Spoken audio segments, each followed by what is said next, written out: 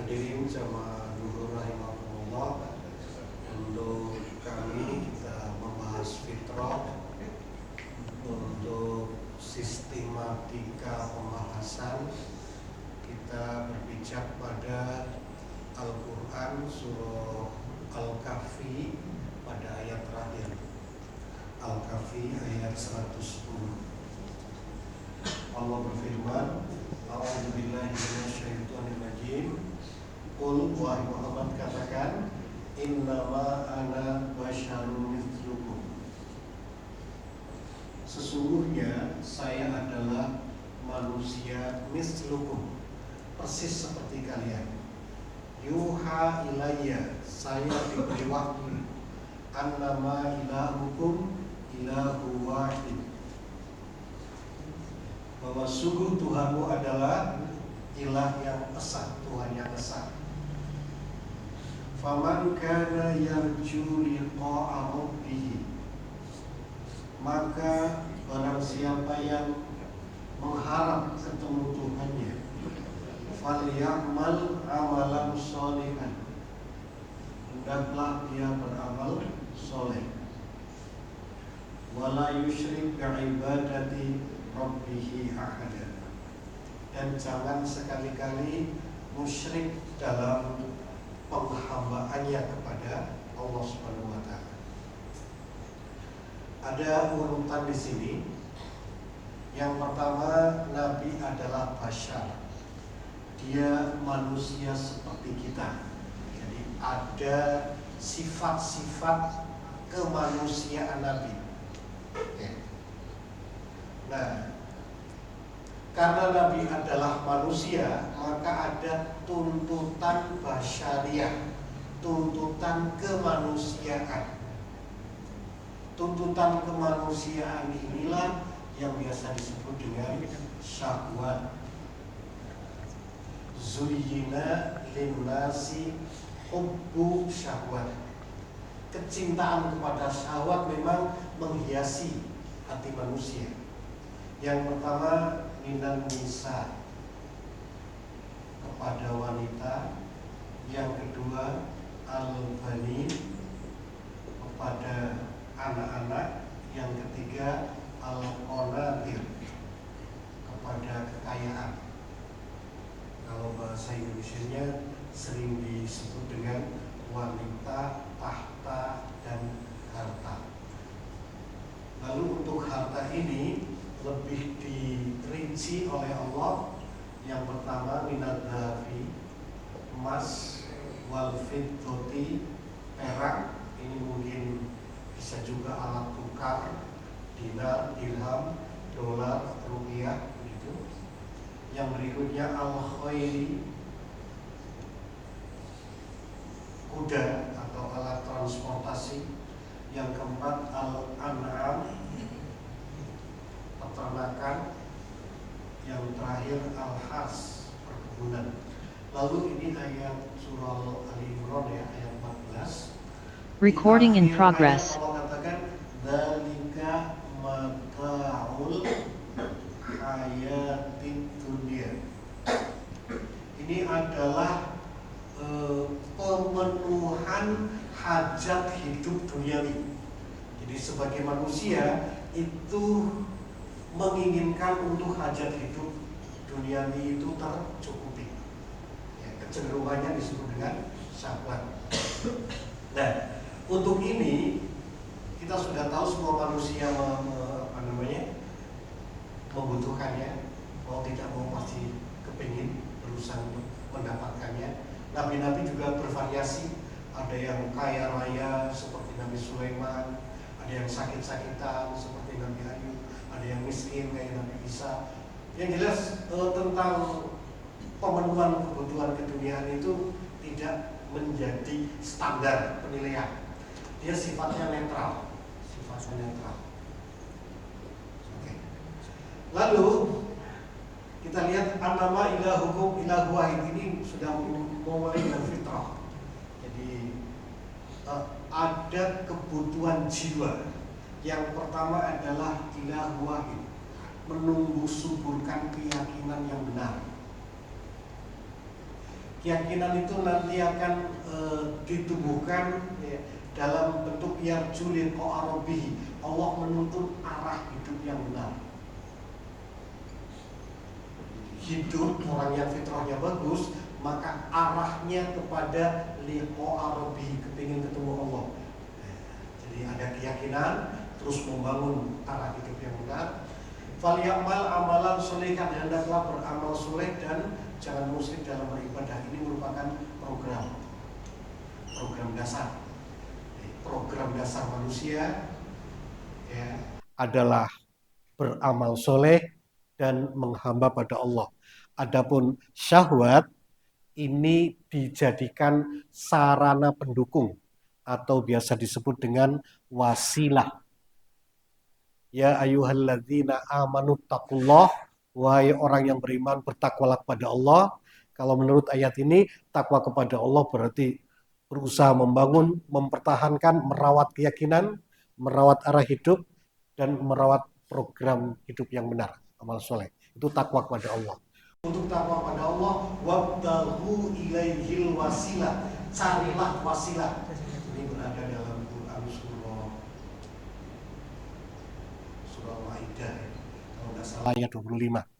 Di ya ayyuhalladzina amanu taqullah wabtaghu ilaihil wasilah, cari wasilah, sarana. Wajahidu fisabilih, dan berupaya terus di jalan itu, menjadikan wasilah ini sebagai sarana untuk fitrah. Oke. Kita mulai dari fitrah ini ya. Karena beberapa kali pertemuan, mungkin kali ini aja ya. Satu aja dulu.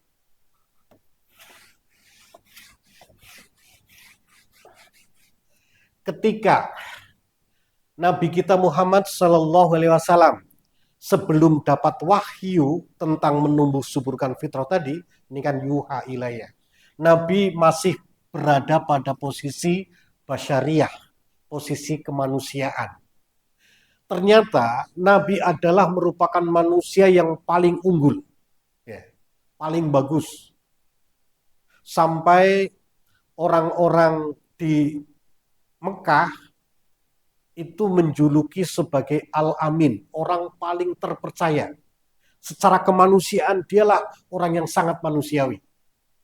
Jadi puncaknya ketika Ka'bah itu direnovasi, dibongkar Ka'bah, lalu masing-masing suku iuran untuk kembali membangun Ka'bah dengan dana atau dengan harta yang paling suci yang mereka punyai.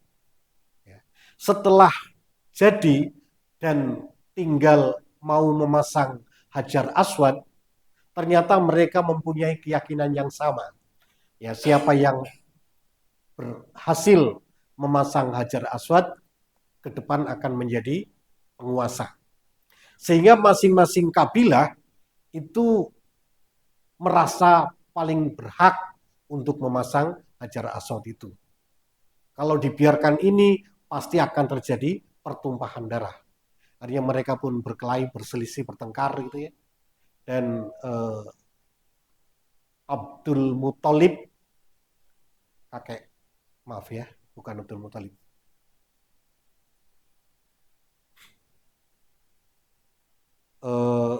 Saya lupa namanya, yang jelas sesepuh Mekah waktu itu mengangkat siapa yang masuk ke Masjidil Haram duluan, paling awal, itu yang nanti akan mengambil keputusan. Ya ternyata dengan cerita bahwa yang paling duluan di Masjidil Haram adalah Muhammad yang waktu itu usia 35 tahun. Ya, artinya dia yang paling berhak. Tetapi dengan rasa manusiawinya, Nabi Muhammad SAW yang waktu itu belum menjadi Nabi, dia mempunyai cara yang sangat manusiawi. Bagaimana agar tidak terjadi pertumpahan darah. Sorbannya dilebarkan, gitu, dihampar, lalu Hajar Aswad ditaruh di atas sorban itu, dan masing-masing kepala kabilah ikut ambil bagian untuk mengangkat bersama-sama. Sehingga terjadilah kelegaan. Ya. Dia tidak menang sendiri, tidak kepingin membuat aturan yang memenangkan sendiri, tidak subjektif, tapi dia betul-betul demokratis. Ya. Seperti itu. Tetapi ketika Nabi meningkat dari kemanusiaan menuju ke fitrah, di sini mulai ada pertentangan. Ketika mulai fitrah mau dimunculkan, mulai ada pertentangan. Contoh ketika turun ayat Al-Quran. Wa anzir ashiratakal aqrabin. Wahai Muhammad, ingatkan keluarga atau sanak familimu yang paling dekat. Nah, melaksanakan ayat ini, Nabi kita pagi hari naik ke bukit Sofa. Di atas bukit, Nabi berteriak, "Wah sobahah." Seluruh orang-orang Mekah terkaget semua. Al-Amin yang orang yang paling disegani, paling dipercaya itu, kok berteriak dari atas bukit, tentu ada hal yang sangat urgen. Karena Muhammad waktu itu memang tidak senang teriak, dan dia adalah orang yang ucapannya selalu didengar, sehingga tidak perlu teriak-teriak. Kok ini teriak? Pasti ada yang sangat urgen. Sehingga seluruh penduduk Mekah yang mendengar teriakan Muhammad waktu itu, pagi hari itu mendatangi bukit Sofa, termasuk pimpinan tertinggi, ya Pak, Abu Lahab. Abu Lahab pun datang. Artinya pengaruh Muhammad sangat kuat sekali. Begitu teriak, pimpinan tertinggi pun datang. Coba kalau kita bikin undangan ke wali kota atau gubernur, itu belum tentu datang. Ya. Apalagi kita teriak.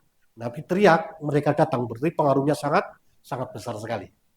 Nah, setelah kumpul semua, Nabi mengatakan, wahai keluarga kami, kalau saya katakan sekarang ini kita dalam kondisi kritis karena kita akan segera diserang oleh musuh yang berkuda, dan pasukan berkuda itu sekarang sudah ada di balik bukit, akan segera menyerang kita.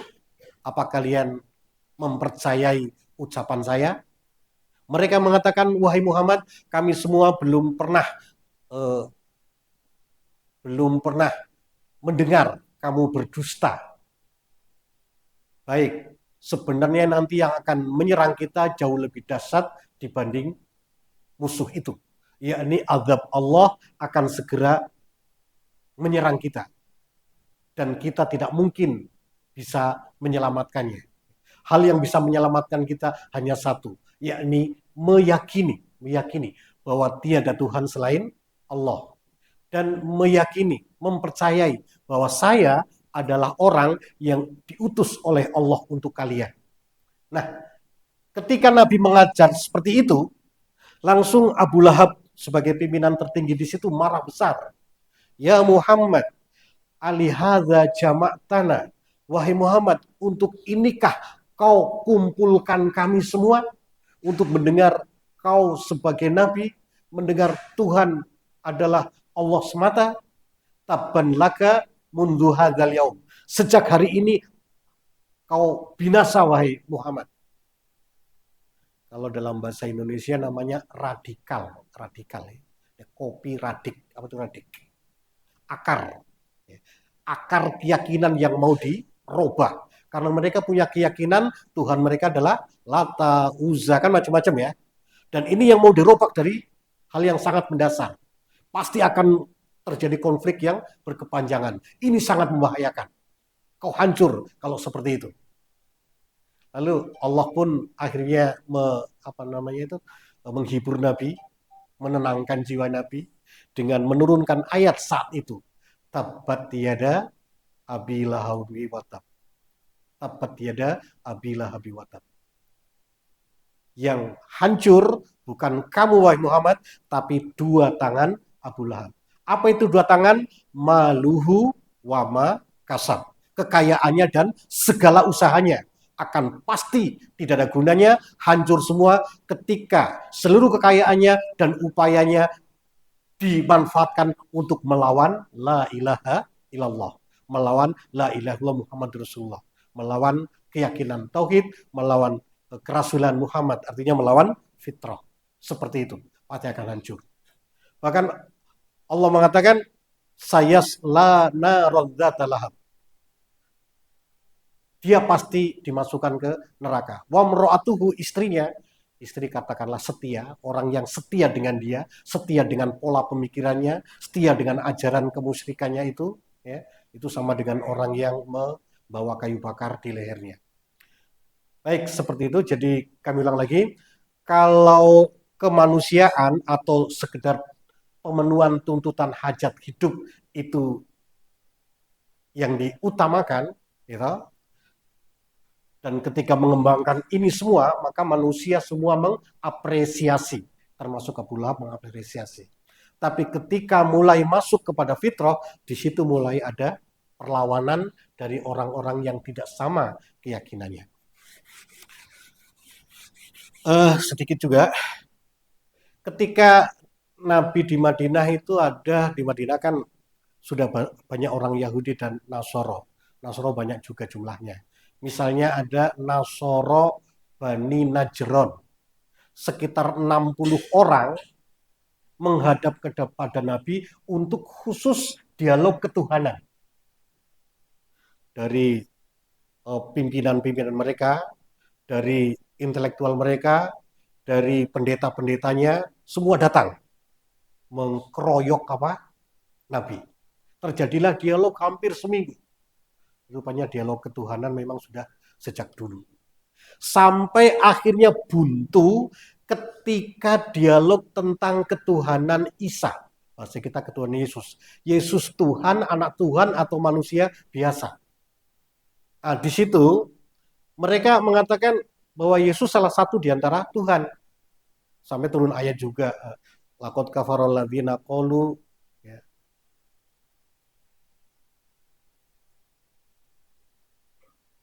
Al-Masih innallaha salisu salasah, bahwasanya Allah adalah salah satu di antara yang tiga.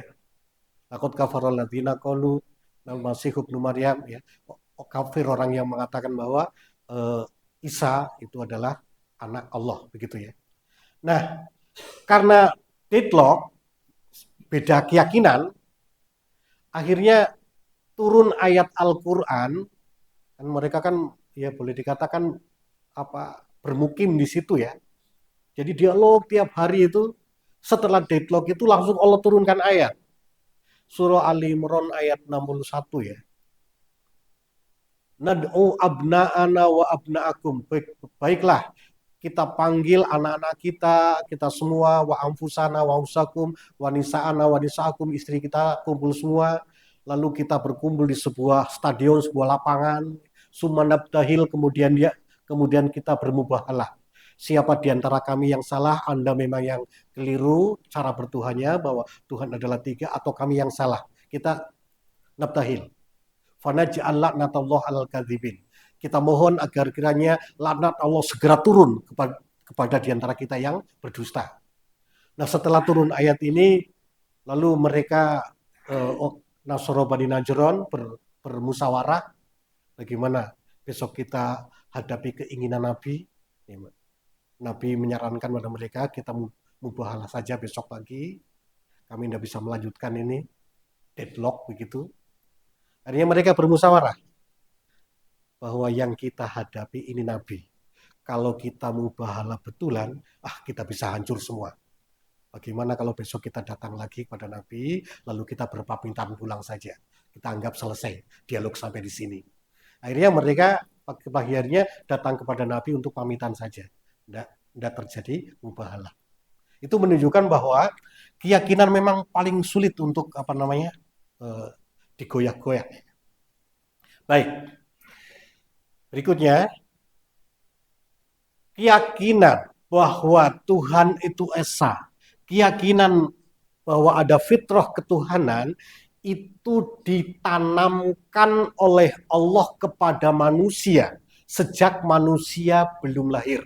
Jadi fitrah ini ada dalam jiwa seluruh umat manusia, ya, sejak manusia belum lahir. Adapun wahyu menginformasikan dan menuntun bagaimana kita menumbuh suburkan fitrah itu. Kita lihat misalnya dalam Quran surah Al-A'raf ayat 172, Allah berfirman, A'udzubillahi minasyaitonirrajim. Wa id akhadha rabbuka min bani adama min dzurihim. Ketika Allah mengambil kesaksian anak Adam ketika mau lahir ke dunia, ya, Allah itu mengambil kesaksian dengan mengatakan wasyhadu mala anfusihim alastu birabbikum. Allah mengambil kesaksian pada kita semua, bukankah aku ini Tuhanmu? Lalu ketika kita mau lahir ke dunia, Allah mengatakan bahwa kita menjawab pertanyaan Allah dengan mengatakan bala syahidna. Betul kami menyaksikan. Jadi syahadat, kesaksian pertama adalah kesaksian fitrah di saat kita masih berada di alam ruh, belum lahir ke dunia. Ini syahadat. Alastu birabbikum, bukankah aku ini Rabbmu? Nah, fitrah ini ada sejak sebelum lahir dan tetap ada nanti sampai ketika kita meninggal dunia. Adapun syahwat ini pendatang baru, ini tamu. Fitrah ada sebelum ini semua. Ya. Sehingga ajaran Islam sebenarnya ajaran bagaimana menumbuhkan dan merawat fitrah itu. Contoh ini tamu ya. Bapak-bapak mungkin punya anak yang usia SMP. Dia tanya, nah, apa kamu sudah kepingin menikah? Tentu dia bingung menjawabnya. Belum. Ya. Tapi nanti kalau sudah perguruan tinggi, sudah tamat kuliah, bahkan kerja, dia ada syahwat minan nisa. Mulai ada tumbuh kecintaan pada wanita. Nah, kecintaan pada lawan jenis ini kadang menutupi jiwa sehingga syahadat rububiyah ini menjadi tertutupi. Nah, tertutupi oleh kecenderungan kepada mataul hayatid dunya, itu yang biasa disebut dengan kafir. Mungkin kafir bahasa kerennya kafir gitu ya. Artinya tertutup. Khotamallahu ala qulubihim, hatinya tertutup. Kalau ini spidol aku tutupi. Adakah pentil spidol? Ada pentil spidol, hanya tertutup. Kalau dipakai tidak bisa, kecuali harus dibuka. Nah, nantinya kalau kita lihat filosofi kemenangan dalam Islam, itu disebut al-fathu. Fataha yaftahu, itu artinya membuka. Al-fathu, menang. Idza jaa nasrullahi wal fath, apabila datang pertolongan Allah dan kemenangan. Fataha yaftahu. Orang yang kafir, orang yang tertutup hatinya oleh gemerlapan duniawi tadi. Ini ya. Tapi ketika terbuka, maka menjadi menang. Ini terbuka bisa dipakai. Ketika fitrah terbuka kembali dan tutup itu terbuka, maka fitrah bisa muncul dan itulah yang disebut dengan menang. Bentuknya adalah waro'aitan nas yadkhuluna fi dinillahi afwaja. Ketika manusia kembali kepada ajaran Allah Subhanahu wa taala. Nah, fitrah yang tertutupi itu kadang tutup sangat kuat sekali ya, sehingga dia betul-betul menutupi fitrah ya.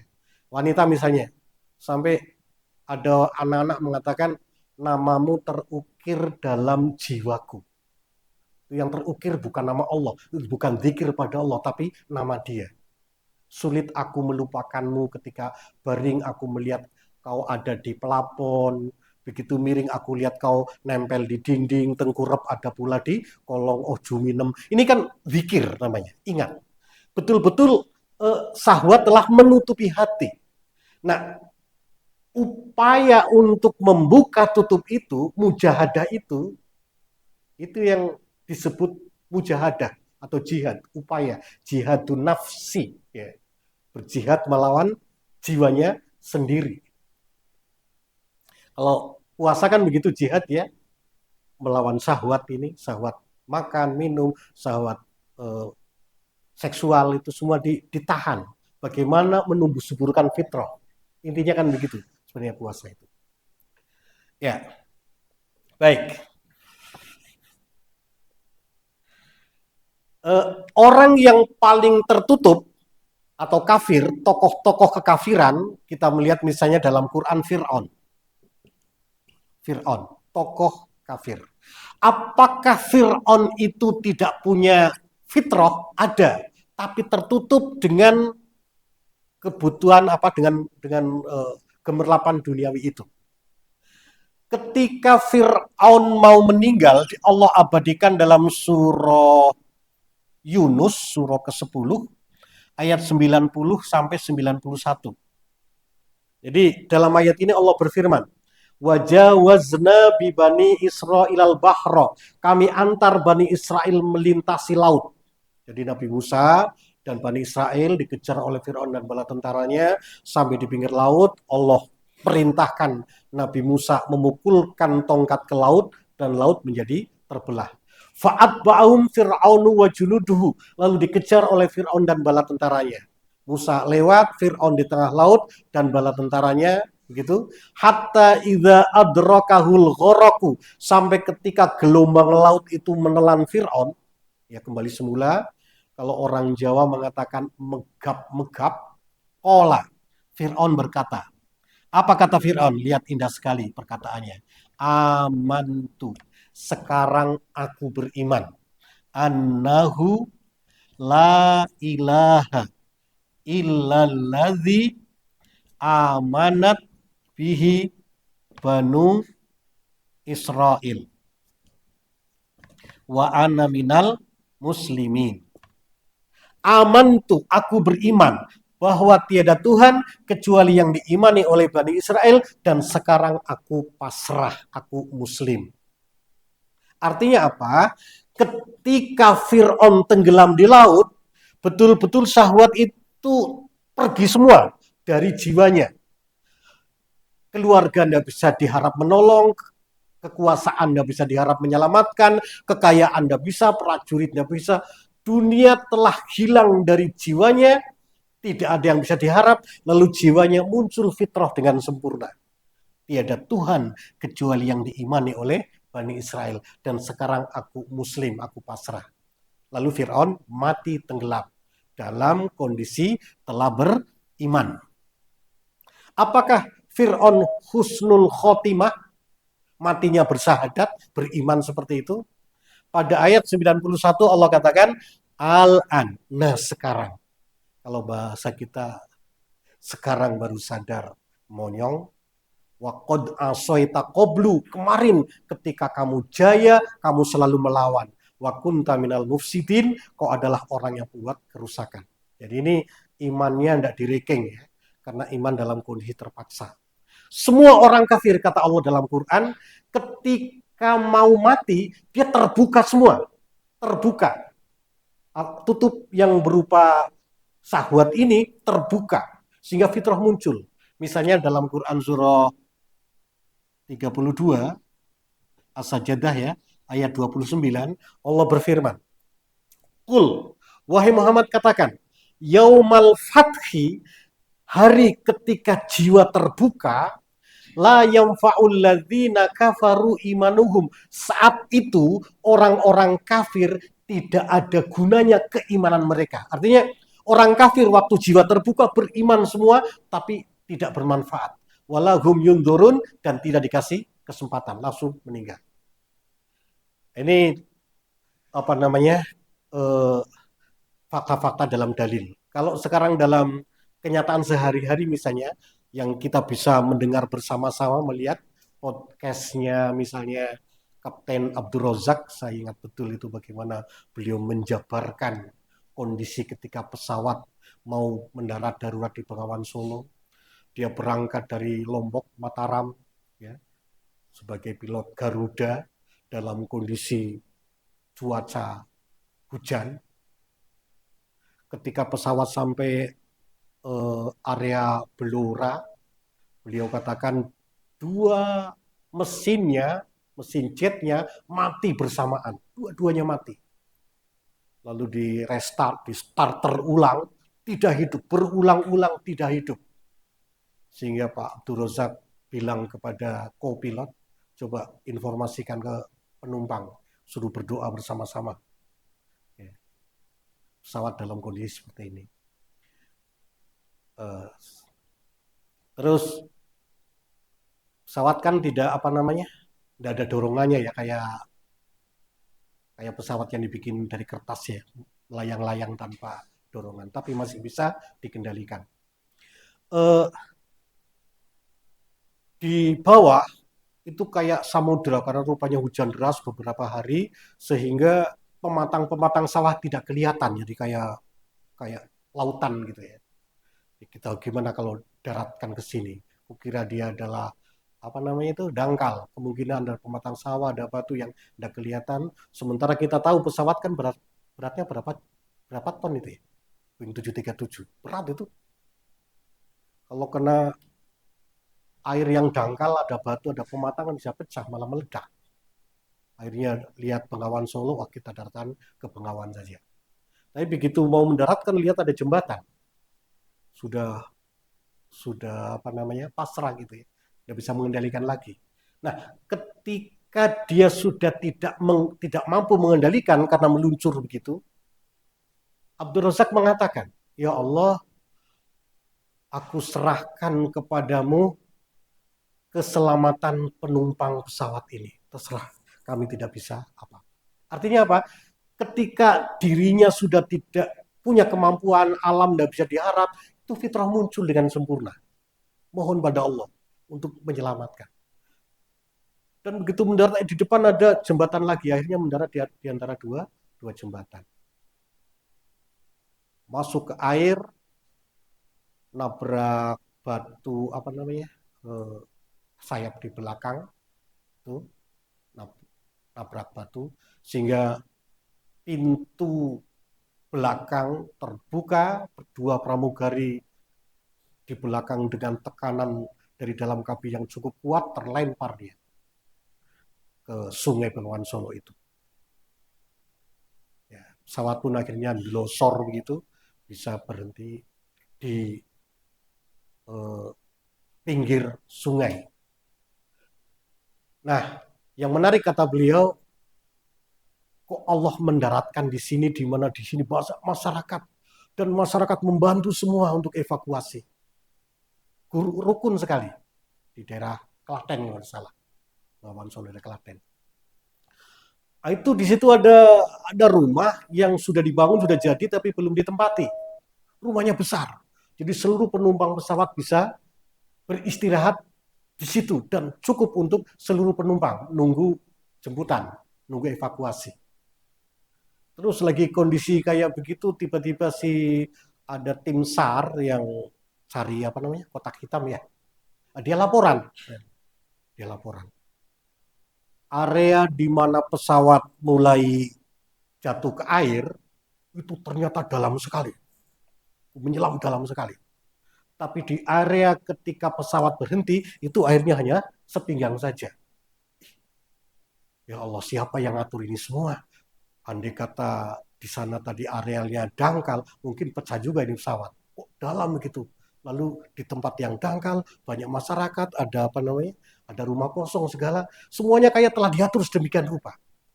Dia semakin yakin bahwa ternyata ada Allah yang mengatur lebih daripada kita. Itu adalah fitrah ya. Jadi fitrah itu akan muncul dengan sangat sempurna ketika harapan kepada duniawi sudah tidak bisa lagi. Baik, barangkali ini dulu sementara yang bisa kami lakukan. Jadi mudah-mudahan kita berusaha untuk selalu menumbuh suburkan fitrah keyakinan pada diri kita yang akhirnya merupakan pangkal keselamatan dalam hidup. Assalamualaikum warahmatullahi wabarakatuh.